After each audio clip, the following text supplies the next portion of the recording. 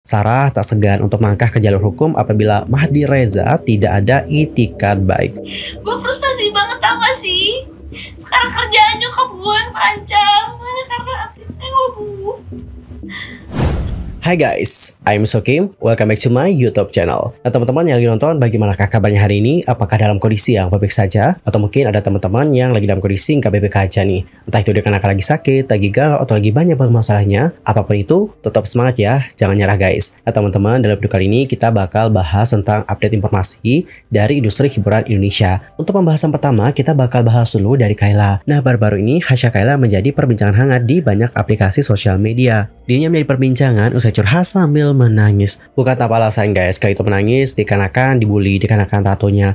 Lebih spesifiknya adalah dikarenakan ada media, yang mana media ini itu membuat artikel. Dan menurut Kyla ya, untuk artikel ini seperti menggiring opini publik bahwa tato itu adalah hal yang buruk. Dan karena hal itu, ini juga bisa berimbas kepada karir ibunya. Dalam video yang dibagikan di Twitter, Kyla mengatakan, padahal dulu gue pernah deep talk sama nyokap gue bilang kalau gue ditato merasa lebih baik gitu. Setiap gue lagi sedih banget, gue baru putus 3 tahun, jadi gue nato nggak pernah asal nato aja, gue nyari rasa sakitnya. Dan menurut penjelasannya ya teman-teman, alasan Kyla bertato adalah karena dia merasa lebih baik sakit di luar daripada merasa sakit di hati.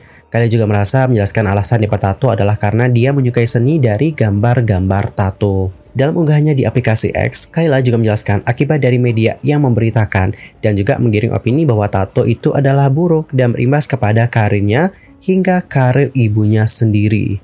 Dan guys, untuk lebih jelasnya mungkin kita bisa nonton ya seperti apa video dari Kyla yang sudah dibagikan di Twitter. Bukan Twitter guys namanya, tapi X sekarang. X. Agak gimana gitu ya nyebutin X ya, lebih enak Twitter gitu loh. Kalau dikatain pang, nggak mempan, nggak kena ke gue, nggak penting, nggak perlu dipikirin. Cuman hari ini, karena media yang lo buat, media jelek yang lo buat, yang lo giring opini bahwa wah tatoan itu anak pang, wah tato itu buruk, tato itu jelek, dan lo pancing semua. Gimana menurut K-lovers? Gimana nih mancing-mancing hate comment? Ya lo berhasil, sukses banget. Sekarang kerjaan nyokap gue terancam, kerjaan gue juga terancam. Nyokap gue udah ngelarang gue untuk nge-lead karaoke dan lain-lain lagi, yang dimana itu sekarang cara gue survive. Terus hubungan gue sama keluarga semakin buruk karena berita yang lo buat. Terus dari kemarin di TikTok rame gue ngomongnya nyeret di video. Nyeret dari mana? Gue nggak tidur.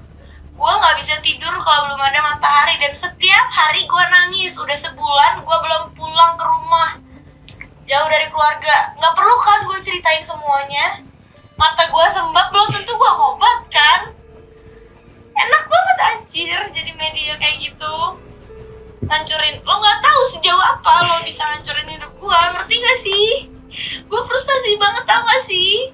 Sekarang kerjaan nyokap gue yang terancam hanya karena update-nya ngeluh.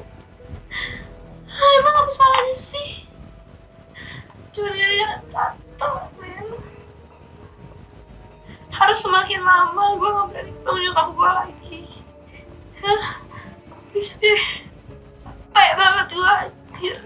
Padahal dulu gue udah pernah deep talk sama nyokap gue bilang kalau gue ditato gue ngerasa lebih baik gitu. Setiap gue lagi sedih banget, gue baru putus 3 tahun, jadi gue tuh nato gak pernah asal nato aja. Gue emang nyari rasa sakitnya, dan ternyata emang ada orang yang kayak gitu. Kayak gue lebih mendingan sakit di luar aja daripada di dalam gitu. Di luar itu kan gue anak seni, gue suka sama gambar-gambarnya gitu. Apa salahnya sih? Tau gue gak nyakitin orang.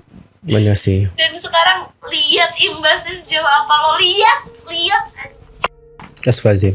Bener juga sih statement dari Kyla. Aku juga punya beberapa teman yang mana mereka juga punya permasalahan dengan mental health mereka seperti itu.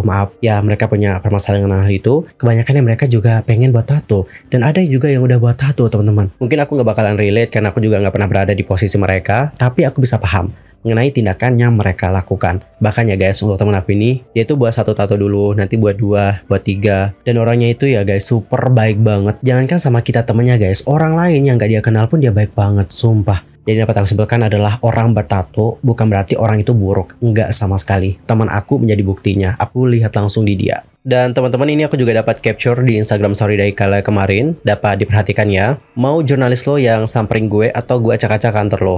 Kak, biar gue kasih tahu pang yang beneran. Selama nyampe menyangkut nama baik nyokap gue nggak akan pernah diem aja. Jadi dia itu memang sangat memikirkan bagaimana nama baik dari ibunya. Begitu guys. Oke, untuk artikel yang masukkan itu sudah dihapus ya guys. Makanya di sini tertuliskan page not found. Dan di sini Kayla mengatakan mentalnya tempe, keberaniannya sebatas hapus berita. Gentle dong, minimal minta maaf pakai jari aja nggak mampu ngomong depan muka gue sini. Terus ini di X ya, yang bikin aku hancur itu media-media jelek itu nyaris merusak kerja keras ibuku saat ini. Itu doang.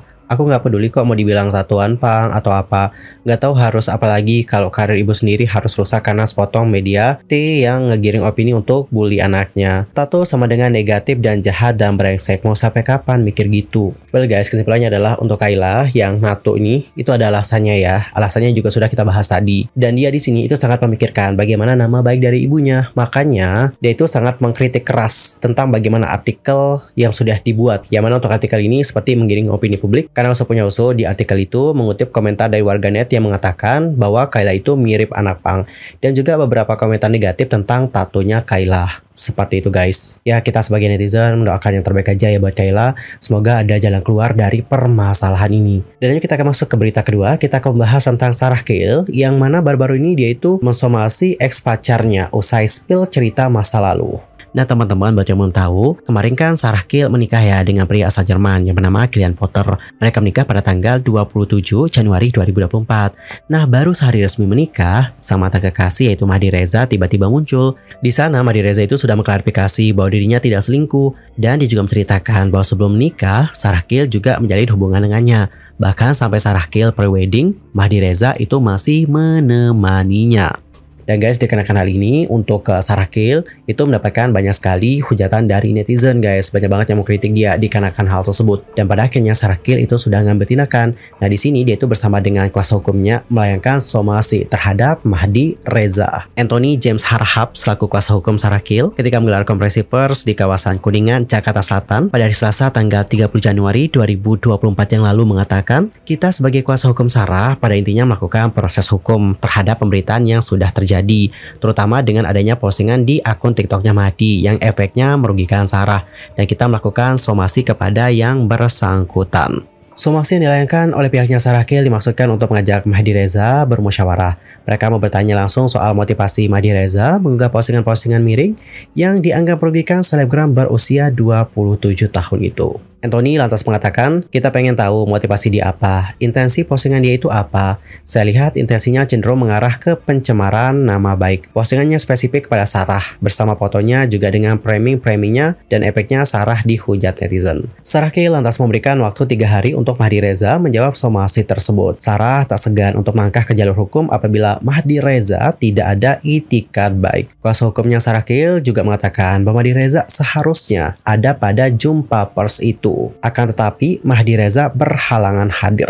Lebih lanjut, kuasa hukumnya mengatakan yang bersangkutan sudah konfirmasi dan hari ini sebenarnya kita undang untuk musyawarah. Namun yang bersangkutan berhalangan hadir. Tapi sesuai dengan surat somasi, kita berikan waktu 3 hari. Jika tidak bertemu dan bermusyawarah, kita akan lanjutkan ke proses hukum. Begitulah bagaimana kata dari Anthony James Harahap. Sarah Kale sendiri enggan nih memberikan banyak komentar terkait postingan dari sang mantan kekasih. Dia mengatakan, sebenarnya aku itu nggak mau nanggepin yang gimana-gimana, karena menurut aku kayak kita pernah bareng-bareng, aku sama Mahdi.